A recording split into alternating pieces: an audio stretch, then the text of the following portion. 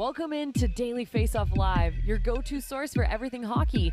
Live every weekday at noon Eastern.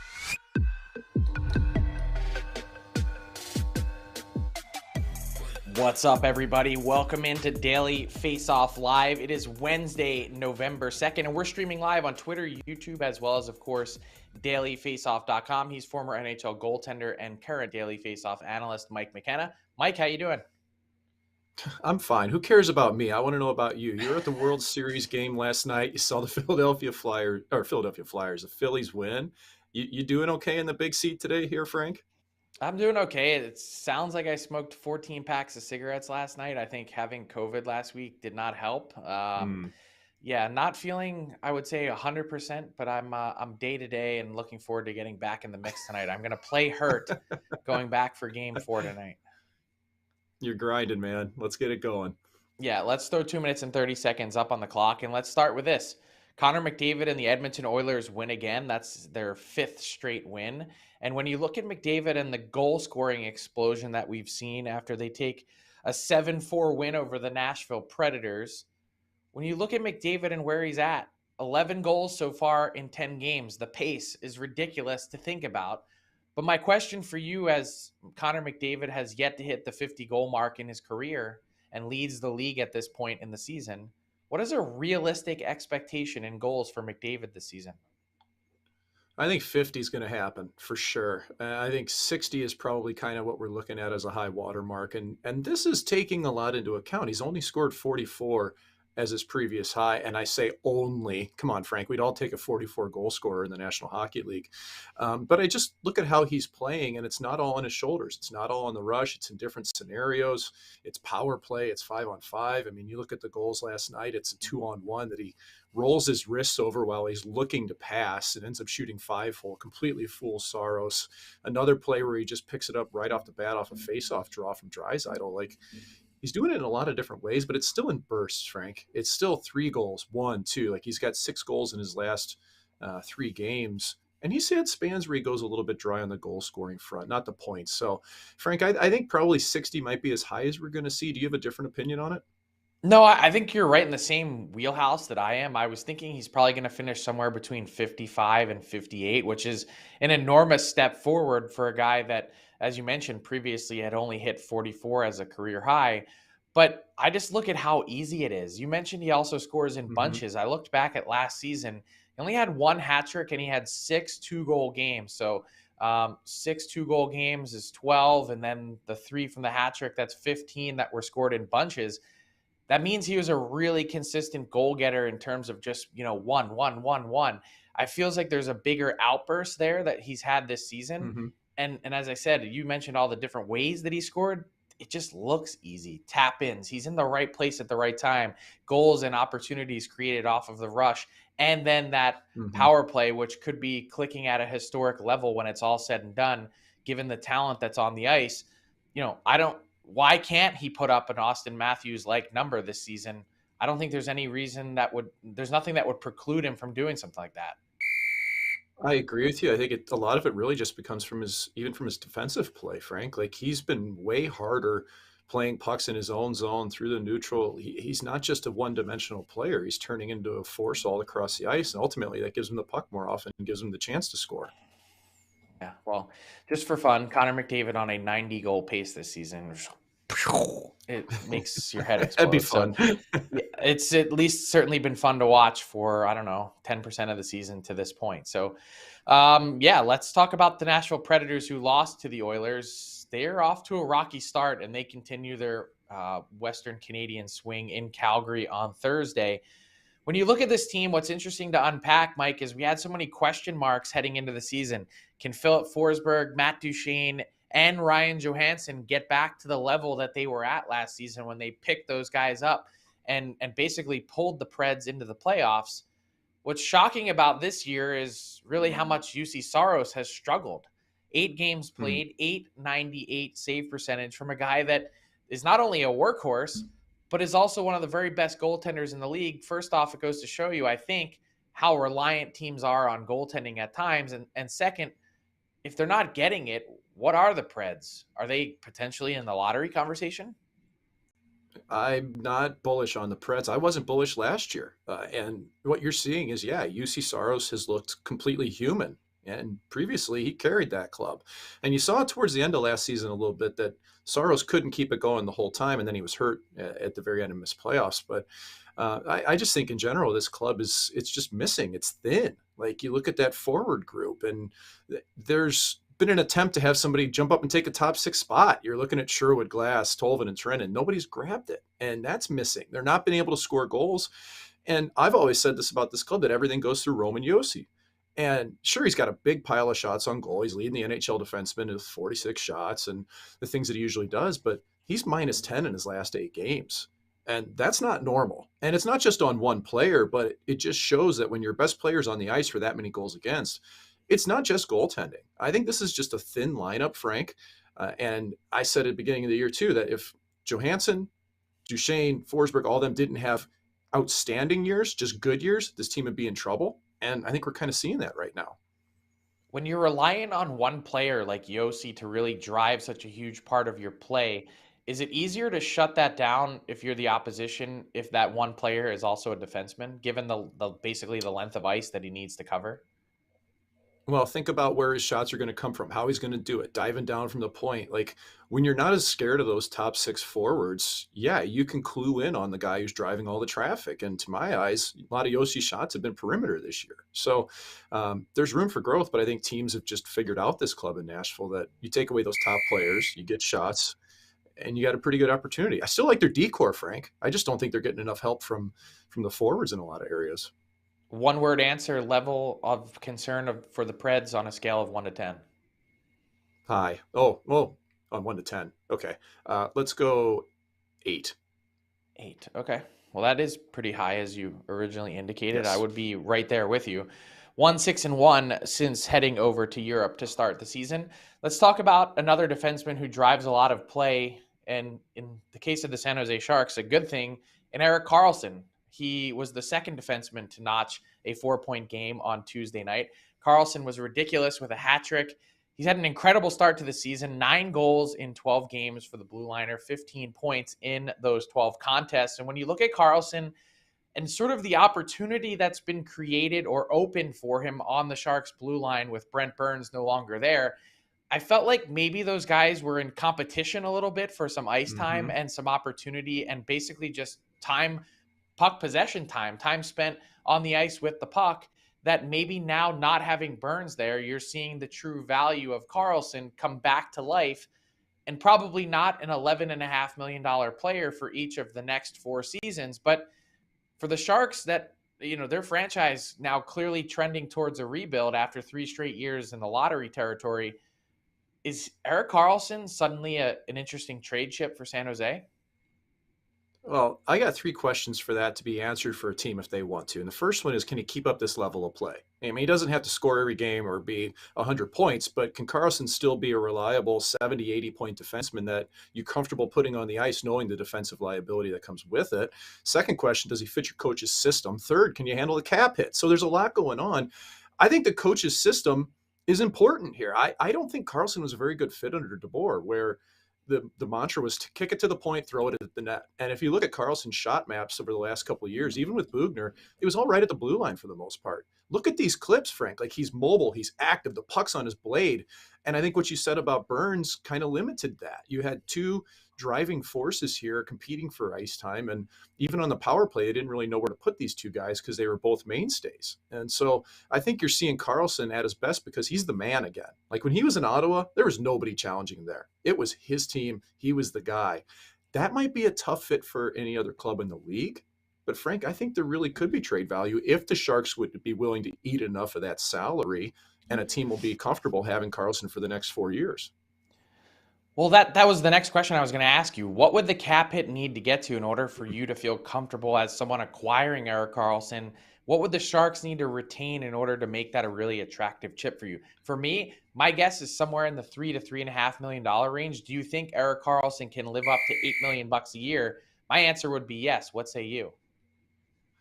Yeah, I was going to go into the $7 million range just because you're acquiring a contract that's got 4 years on it, and there's risk, man. Like Karlsson is not the guy you're going to put out to shut down anything. It's a pretty specific role, so I'd like to see San Jose even eating up to 3.5, 4.5 million bucks on it. It's a pretty big ticket. Well, it's a pretty big thing for San Jose to then keep as dead cap money, which means the Mm-hmm. price is going up significantly. And the trouble with finding a trade for Erik Karlsson at some point is finding that sweet spot where you're actually getting something back in return that you can use to jumpstart your rebuild, as opposed to just withholding just to get rid of the contract. So certainly going to be an interesting name to watch as we get closer to the March 3rd trade deadline. Just 2 games on the slate, Mike, on this Wednesday. The Pittsburgh Penguins we'll talk about in a minute with Rob Rossi, but let's focus on where all eyes will be on a focus tonight in Toronto, the self-proclaimed center of the hockey universe, with the Flyers visiting for an all-important early November matchup at this point with the Toronto Maple Leafs, who went 0 for California and came back to Toronto with a city full of angst for their Maple Leafs, given where they're at this point, and some of the comments that continued from their head coach and Sheldon Keefe on Tuesday, who said, we're kind of lucky to have 10 points in the bank with the way that we've played to this point. I think if you've watched with your own eyes, you would tend to agree that the process has not been there. That team has looked lifeless and listless at times. Their stars have not been their best players. And of course, they've struggled in net. What are you looking for tonight as the Flyers visit the Leafs? I think the Leafs have to have a consistent performance. I think they have to be not just good at the start, but finish the game the right way. You know, Philadelphia is coming off of playing in New York last night against the Rangers. They went to OT somehow because of Carter Hart and got him a point. But that Rangers club's probably going to be able to power through a period and a half of good hockey, I would think, against Toronto. And if Toronto can't bring it for the full 60, it's going to be ugly. And I think at this stage, you're looking at Toronto at the make it or break it point. Like, this is the point of no return. It feels like if they drop 5 in a row at home against a Philadelphia team that's probably going to be playing their number 2 goaltender in Felix Sandstrom, who does not have a win in the NHL. He's 0-6-1 with a career 907, and he's only playing back-to-backs. Like, this is as ripe as it gets for all kinds of drama to happen. No shortage of storylines. And I think that if you're Toronto, you need a lead right away, and you need to carry it, and you need to drive that point home. Because anything less than a dominating performance, like eking out a win or an OT win, that's not going to cut it. Because Philly's going to play hard, but I don't know how much gas they have left in the tank, Frank. Well, you mentioned driving it home. I think that's the point. They actually started pretty well against the Ducks. Austin Matthews was on point. He got a goal in the first, 10 minutes of the game. They cruised to a 3-1 lead, and you're thinking, okay, 31st place team in the league, surely they're going to lock it down. And by all accounts and rights, they probably should have lost that game in regulation if not for a strange goalie interference call with Erik Karlsson swimming around in the crease there. But my question for you is this, and I've heard this posed in a number of different places now as people look to Sheldon Keefe on the hot seat. If it really does come down to one game, the Maple Leafs winning or losing against the Philadelphia Flyers, have you not already made your determination about the status of your head coach moving forward? Oh, I think that's it. I think if tonight's game is pretty much, if the Maple Leafs lose and they keep all the coaches in place, they're going for the rest of the season. That's my outlook on it, because last year they did the same thing. You let them see how it plays out over the rest of the year. I'd be surprised to see at that stage if they actually let Keefe go. I think it's more likely to let him stay, and it just turns into this is ride or die, because if you're Kyle Dubas and you stick with Keefe and it doesn't go well, like, your job's on the line. It's probably up. So I'm curious to see how this all plays out tonight. Yeah, interesting spot. I mean, you look at it with the Toronto Maple Leafs after their lack of playoff success, they probably also don't want to let the players off the hook again either. So not really a comfortable position for the entire organization at that point, as the temperature has ratcheted up as the calendar has turned to November. Hard to believe. Let's get to the All 32 today with our pal Rob Rossi.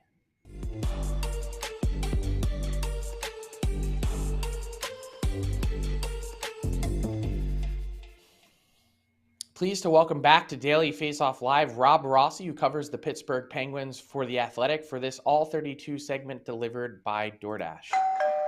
Rob, I want to start here. You had texted me last week and you said 1 year anniversary, and you had a little emoji in there, and pretty emotional to bring you back on. You joined our show last October.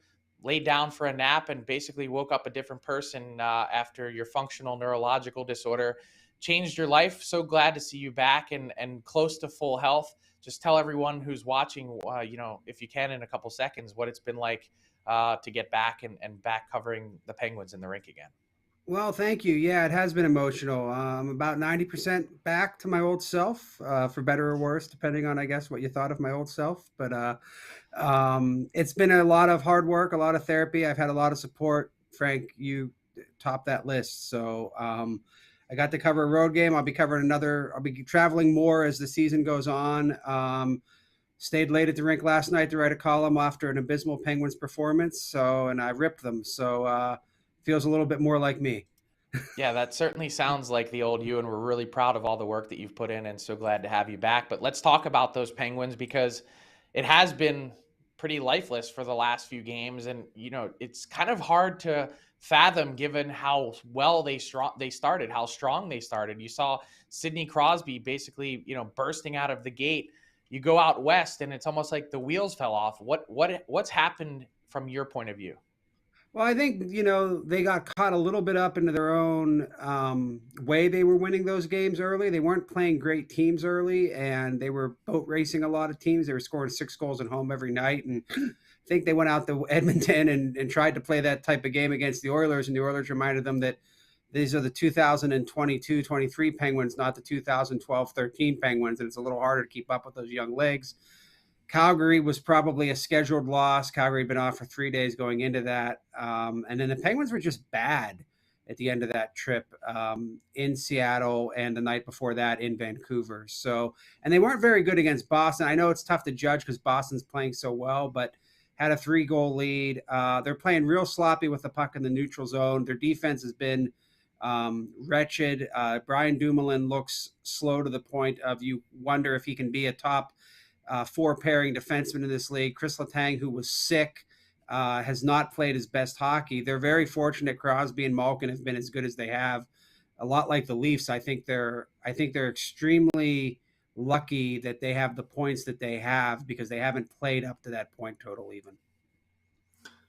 Rob, I look at this club in Pittsburgh and I think that, I had them picked as a Stanley Cup winner this year. And I still think that could happen, but this last couple of games have been troubling. And, I'll always look at a goalie first. Jari has not been good in the last several, but I don't want to pin all of it on him, because I look at the penalty kill for this club in Pittsburgh, and it's been putrid, like 28th in the NHL.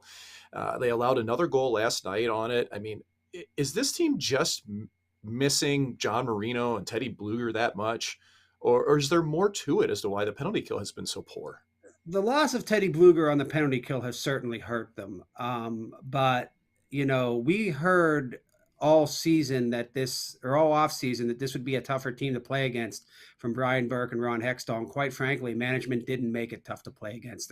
They're easy to beat right now. And this penalty kill is a tire fire engulfed in a sinkhole right now. I mean, they don't do things that even bad teams do. You see 4 guys doing different things on the ice. I don't know if Mike Vellucci, who's the assistant coach who runs the penalty kill, isn't getting through to them, or if it's simply a matter of personnel. But they do nothing right on that penalty kill. They've given up a goal in all but 2 games this year. They're hovering around 70%. And when you combine that with the fact that the power plays, only gotten goals because the talent that they can put on the ice, it doesn't seem to lack any cohesiveness. The special teams have been, if there's a level below putrid, I would put it back there. And this is a team that I agree. I think this is a team that can make a deep playoff run, but they need to win the special teams battle, and they're not doing that right now. And I don't know that Mike Sullivan has an answer for it. A tire fire engulfed in a sinkhole. That's how Rob Rossi is back. But I want to ask the doomsday question, which is, what happens if the Penguins don't pull themselves out of this in short order?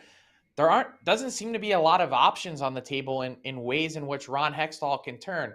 Mike Sullivan just signed a massive extension with the Penguins this offseason. He's clearly not going anywhere, as now, I believe, one of the highest paid coaches in the league.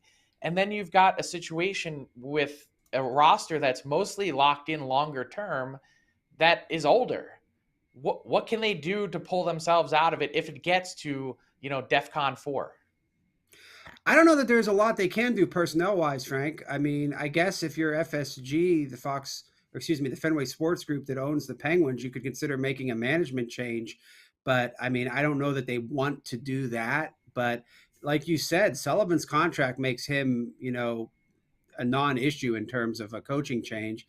And not only do they have older players on long-term contracts, but a lot of those players have movement clauses. Crosby, Malkin, and Letang have no movement clauses. Guys like Rust and that have limited movement clauses. So I think you might see maybe them explore a trade of Brian Dumoulin if they can get anybody to bite. I think that's one of those trades that would shake up the room and get everybody's attention. But they just need to play better. I mean, they just need to be more consistent. And I know that sounds like a cliche, you just need to play better. But I mean, that's really what it comes down to for them. I mean, you see the talent on this team, and yes, it's older, but you knew going into this season that the older guys were going to have to carry a large load here because, quite frankly, the bottom six is insufficient for a team that you look at and say has Stanley Cup aspirations. So they're going to be top heavy on the front, and they're going to need to play and dominate top heavy on the front. I think the question they have is, can they figure out a way to work their cap so that they can get Bluger back and make any even incremental changes by keeping some younger guys in the lineup in that bottom six? They only had 22 guys on the active roster when everything was healthy for them. And that's the way it's going to be right now. So short of them just getting their heads out of their where, I'm not sure what the Penguins can do about this. Yeah, I figured there might be some drama this season in Pittsburgh. Wasn't necessarily expecting it in early November. Thanks so much to Rob Rossi for joining us today. This has been the All 32 delivered by DoorDash. You see the promo codes there at the bottom of your screen. Game Day 25 gets you 25% off and free delivery on your first order. You don't want to cook. All your favorites and more delivered right to your door by DoorDash. Thanks so much, Rob. Great to see you back. Thank you, guys.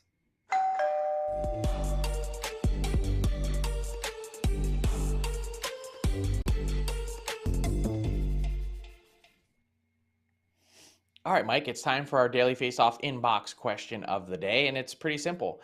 Which expected basement dwelling team to this point in the season has surprised you the most? You've got your usual suspects, the Kraken, the Flyers, the Chicago Blackhawks, the Arizona Coyotes. All have probably, at least if you look at the standings at this point, been certainly better than you might have anticipated. Oh, the Kraken are 5-4-2. I never expected that. They're still pretty terrible defensively, but there has been a little bit of improvement there. I probably underestimated how important Andre Burakovsky would be for that team. So I'll go with the Kraken. How about you? I'm going to go with the Flyers. I mean, their coach, even at this point, John Tortorella, seems to hint that their start has been a mirage, but Carter Hart with a .943 save percentage and a 5-0-2 mark will cover up a lot of the mistakes that you have.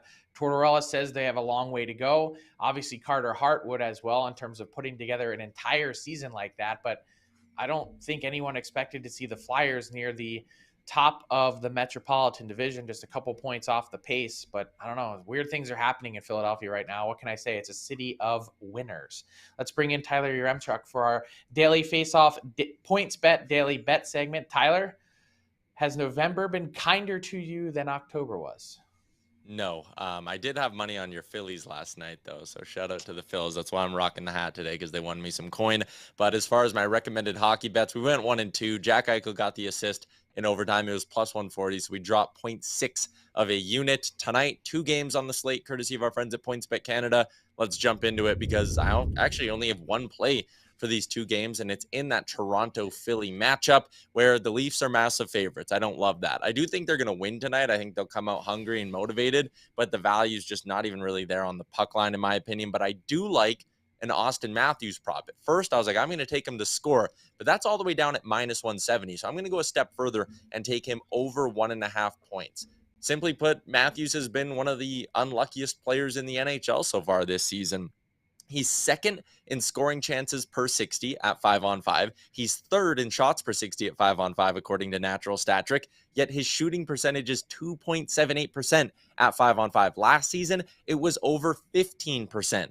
It's plus 135 for Matthews to go over 1.5 points, and I love him to do that tonight against the Philadelphia Flyers. I think there's going to be some positive regression coming soon in Matthews' game, and I'm willing to bet on it tonight at a very nice plus 135, Frank. I like that. And only one play, maybe that gets you back in the mix and you can ride from there. I will say, wasn't quite sure what to expect from the World Series last night on picking a side. Kind of had a bad beat. I went with the over 7.5. The Phillies have scored at least 7 runs in each of their home games in these playoffs so far. And I'm thinking, well, the Phillies will get me there. But 7.5 to have 5 home runs and lose by a half is, I don't know, just about as bad as it gets. So obviously was pretty excited with the win, but left with some mixed feelings, at least in terms of my wallet. Thanks to Tyler Yaremchuk for our Pointsbet daily bet segment. And that brings us to garbage time with Mike McKenna. What's caught your eye? What's caught your attention from around the hockey world? Well, last night, Alex Stalock took a big hit from Casey Cizikas of the New York Islanders, and Cizikas ended up getting fined $5,000 today for this hit. He received a game 5-minute major for goalie interference and a game misconduct last night. But I think that this is a scenario where, you know, you look at where Stalock is in his crease and where Cizikas is going. What Cizikas is guilty of is just not altering his path. He's going right to the net. Like his feet are aiming right to the outside. But you'll also see that as the play approaches, Stalock moves into Cizikas to make that save.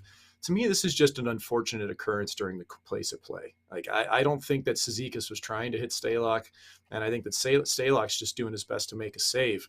And this is the outcome sometimes. Like Frank is a goalie, like these are the plays that really make you nervous. And I even used to duck out of these sometimes in practice when I'd see somebody coming. So it's a tough play. You hope that Stalock's okay. He's in concussion protocol, at least is following the game.